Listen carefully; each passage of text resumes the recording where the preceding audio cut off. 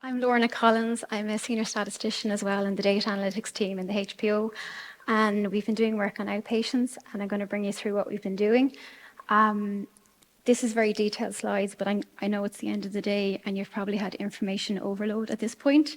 So I'm just going to skim through it, but the slides and the detail will be there on the new website when it's available. So outpatients is one of the key action points that is in Sláinte Care for the implementation of Sláinte Care, and it's also one of the key action points in the ABF implementation plan. There's currently 3.5 million attendances in outpatients, 1 million new, the balance is review, and about 500,000 are regarded as DNAs or failure to attend. We know very little information about that detail. It comes in at specialty level, but there's no granularity, there's no patient level data. And each hospital has their own way of defining their directorates and their specialties. We do a very high level outpatient average attendance, which is about 190 to 200 euro. There's a lot of missing information, and if you want to do ABF in outpatients, you need a lot of information to do that. You need a detailed classification-driven data set. So to be able to implement ABF, you need to know the who, the what, the when, the where, and the why. And if you don't have that level of detail, you can't do ABF. And in many ways, because there is no outpatient type, hype, patient-level data set, we're basically starting from the ground up in terms of doing this information. To this end, we've created a working group. So we're working with acute hospitals, we're working with the BIU acute, we're working ourselves, and we've got representatives from IPIMS, and we're working together to create a minimum outpatient data set. The minimum outpatient data set is, the purpose of it is to use one, or capture once and use often, so it'll meet the needs and criteria of all of those different sections. We've met with Tom Laffin and Joe Ryan and Brian about a capture automation. There is currently no data set for outpatients that meets the needs that we require for outpatients. We're also going to be looking at the voluntary sites because they have different PAS systems, so we'll have to assess each one of those as part of the implementation project. We're also liaising with NTPF. NTPF have a waiting list for MDS. So if you think about outpatients, there's many different parts to the journey of an outpatient. There's the referrals phase, there's the waiting list phase, and there's the attendance phase. We're interested in the attendance phase in terms of activity-based funding, so we have to be cognizant that our minimum data sets actually map through those different areas. In terms of a minimum outpatient data set, we took the original OSPIP minimum data set, which had about 100 variables. We've reduced that down to 58 variables, and that describes the attendance, so things like demographics, the classification, and what services the person actually used. We're working with OCIO and IIS in terms of getting information like that from IPIMS. In terms of IPIMS, we're also working on the version 8 rollout. There will be an OCG, the outpatient classification group, drop-down field. We're going to use an existing field at the moment because we don't want to wait for the rollout, so we're going to just progress and reuse a field that's already there.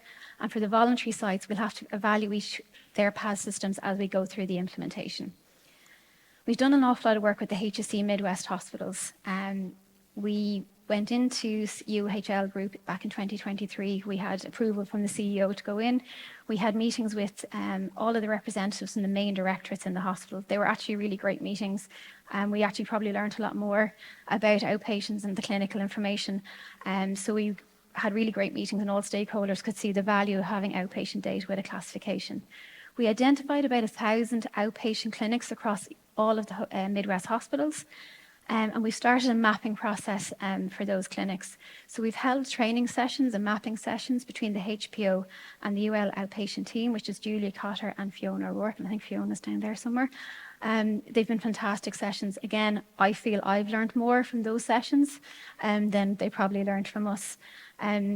Everything we've asked of the outpatient team in UL, they have stepped up. There has never been any issues in what we've been doing. It's been an absolute pleasure to work with them.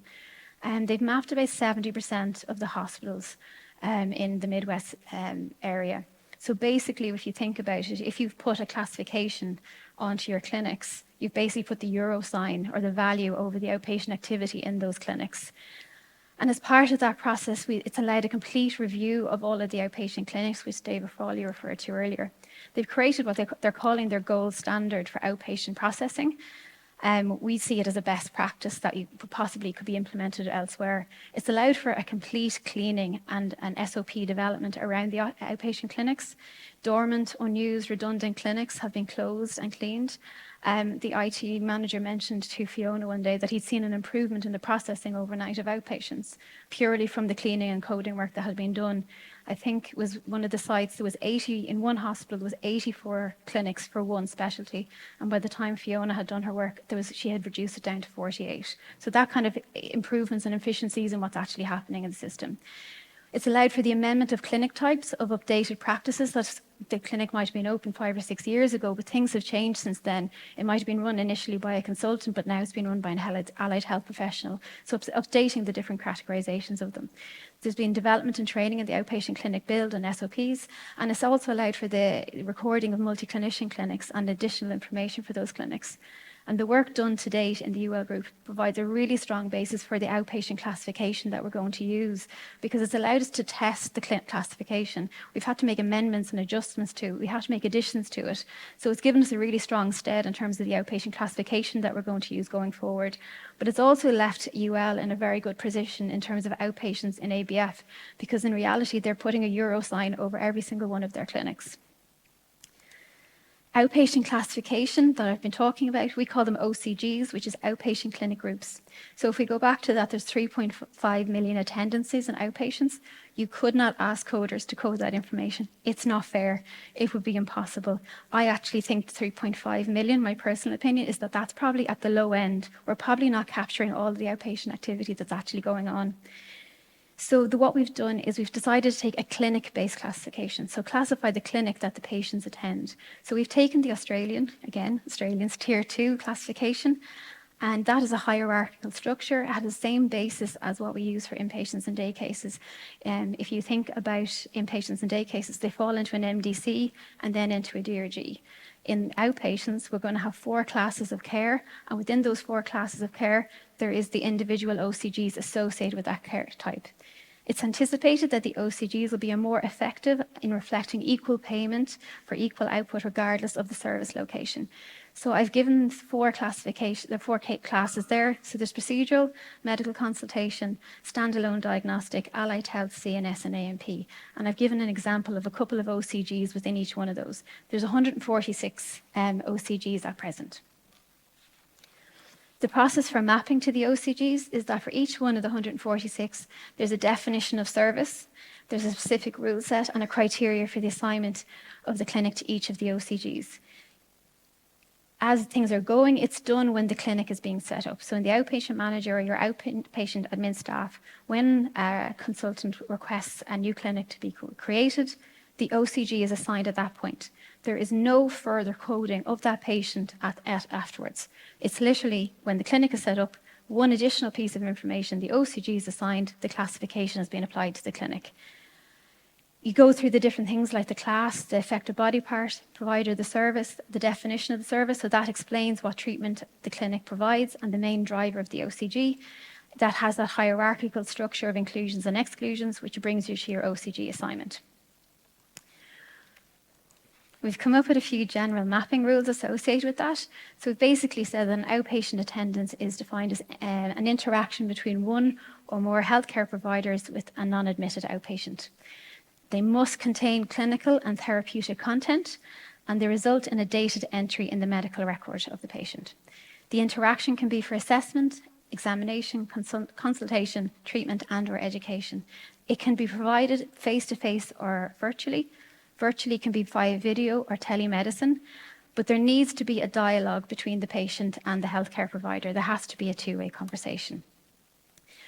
The OCG will capture the vast majority of your outpatient clinics, but there will always be the outliers. I'm a statistician, there's always outliers, no matter where. And what we do with that is we go for the rule of predominance. You might have a clinic where there's lots of things happening in it. You might have some medical consultation, you might have a physio in attendance, there might be a nurse also in attendance. So the patient might see a few people while they're attending the clinic, but we go for the rule of predominance. A bit like the DRG, when you know in your DRG you've got 30 diagnoses and 20 procedures, but it's the primary diagnosis and the primary procedure which drives the DRG allocation. So similarly, you think of this outpatient, yes, there's a consultant and there's a physio and there's a nurse. The reality is the patient is coming to see for a medical consultation. So that's what we would call the primary activity. The secondary activity is of that of the allied health professional or the CNS. So we go with predominance, and the OCG is assigned based on the primary reason for the person attending the clinic. So for each one of the 146, we have these kind of definitions, data element definitions. So this one is an example for minor surgical. It's 10,030. It tells you the categories, procedures. It's multi-MDCs, and it tells you that it's usually a surgeon that performs this, or there's an anaesthetist. And the definition of service is the conduct of minor surgical procedures that do not require the patient to be admitted to the hospital.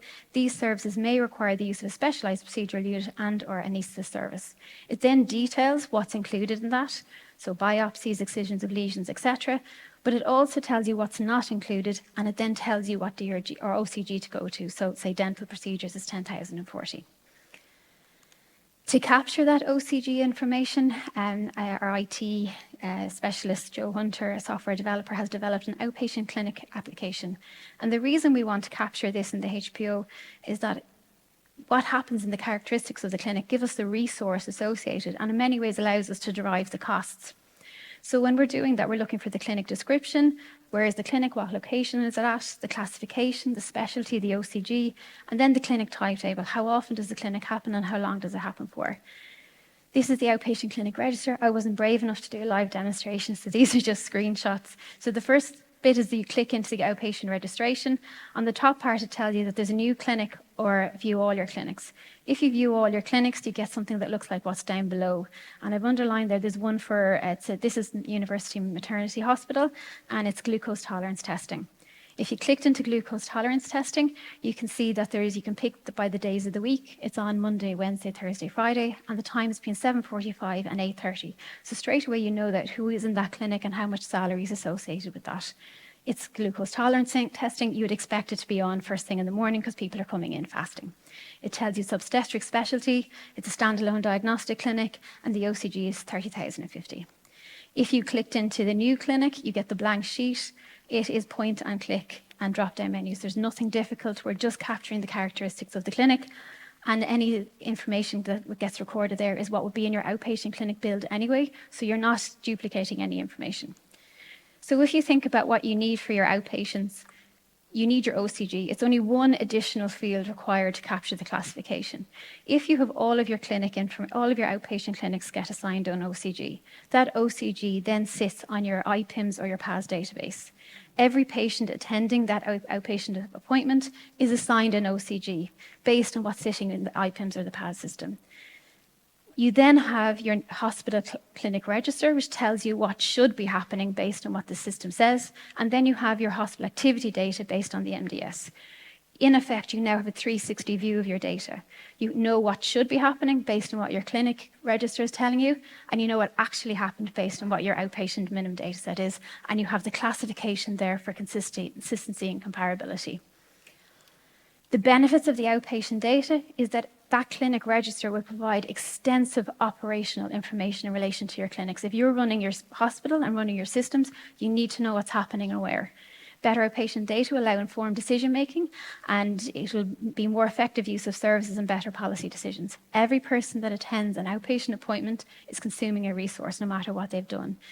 To be able to fund the service, it's necessary to identify the activity, to classify the activity, identify the activity or the cost of the resources associated with it, and ultimately to allocate the funding. We've had a lot of challenges over the last year when we started this process going into UL. As soon as we got going, we were met by industrial action, and then we've had resource issues. There's also moving ABF into outpatients. We're not starting where we started within HYPE. We have no national outpatient patient-level database. We are building this from the ground up. We're having to do that work. And we're working with multiple hospital systems, so we're having to meet each of those challenges as we go along. The next steps is basically UL, the Midwest Hospitals, has been like a pilot of our proof of concept. Can we do the clinic extraction? Can we do the clinic mapping? Can we get the schedule and share care information? Can we get the outpatient clinic registration up and working? And then we now need to make the OCG a mandatory field. The next step is, how do I roll this out to every other health region in the country? And the best way I can think of doing that is to run a HPO outpatient workshop. And that would be where we would bring everybody together and run the training and the mapping process as a collective. My mind, this would be happening in September, and basically it would be mandatory. This is part of putting your value on your outpatient data and your activity being included in ABF. The kind of people that we need at the day would be your outpatient manager and maybe 2 outpatient admin staff, and we would need a data or a systems person for your hospital so that our Joe and Audrey can help work them through the data extraction process that we did. I'm still percolating on the details of what that workshop would look like. It's still being formed in my brain, but it would be a very detailed workshop. It would be going through the classification, going through the mapping process, and actually workshopping examples of how to put your OCG onto your outpatient data. And we'd run a parallel session for the systems people in terms of the code that was used in terms of the data extraction. We wouldn't just do that one mapping. We would then continue that conversation and support. So there's 6 health regions now. We've done the 6 Midwest, the other 5 we'd assign an allotted time and day, and over the 4 weeks then we would run sessions with them. The reason I'd like to bring everybody in a hospital into the health region and do it together is to make sure that there's a kind of a users community, so people in the outpatients areas don't feel like they're having to do this in isolation. They have a peer review and they can do it all together, and we'll be there to support them over that process. We would hope to have that done by September to December, by year end, and then starting in January, we would actually start piloting data collection of outpatient data with the OCG and classification assigned. That would be a piloting of the data collection because we're going to have to look at the extraction process, the data quality and systems, feedback. So you would then be able to start maybe in the following year on a strong footing for moving forward with the data collection. So the plan is, we've done great work in Midwest. I have to compliment the staff in Midwest in the outpatient area. There is nothing they haven't done that we've asked them to do. This isn't me project. It's not a HPO project. This has been driven by Sláintecare. It's going to be a collect once and use many, but with the classification and the minimum data set. We're going to run our workshops. The OCG will become the standard operating procedure for an outpatient clinic setup. It'll become mandatory, but it will give huge value to the data with consistency and comparability and getting credit for the work that you do. So we're moving from that pilot and proof of concept into implementation and operational. And that's me done.